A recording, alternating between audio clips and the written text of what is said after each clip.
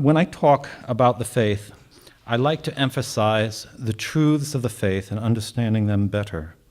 Because if we understand our faith better, we'll put it in practice better. Like one of my professors, Dr. Peter Fellner, said many years ago, theology is the most practical of all sciences because it teaches you what to do in every moment of your life.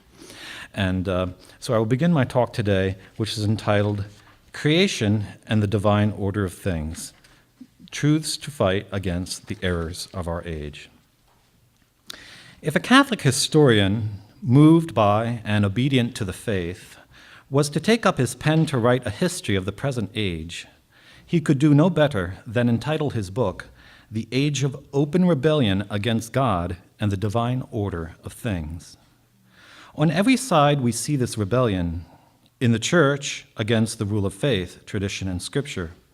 where, for example, in Catholic universities and pontifically recognized institutions at Rome and around the world, professors openly attack the historical and theological truths contained in the 5 books of the Bible written by Moses. Or in the liturgy, most visibly, where out of some vague necessity of updating everything, the whole Catholic world has been cajoled by the lovers of today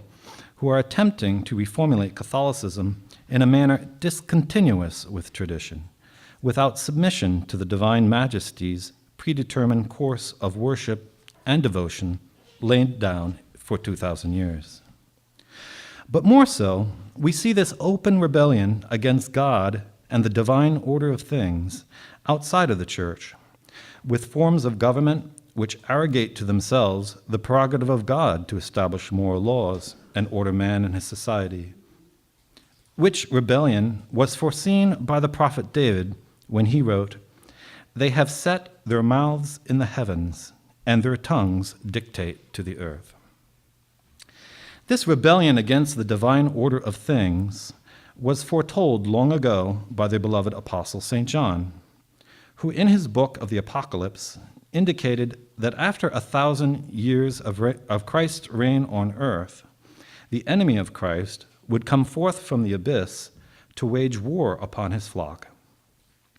I personally like to reckon this prophecy in regard to the end of the age of Constantine, which I mark from the Edict of Milan in February of 313 AD, which ended the persecution of Catholics in the Roman Empire, to the vicious attack upon Pope Boniface VIII on September 7, 1303, by Sciarra Colonna and the forces of King Philip IV of France, under the command of Guillaume Nogaret and his first minister, which took place at Anagni in Italy.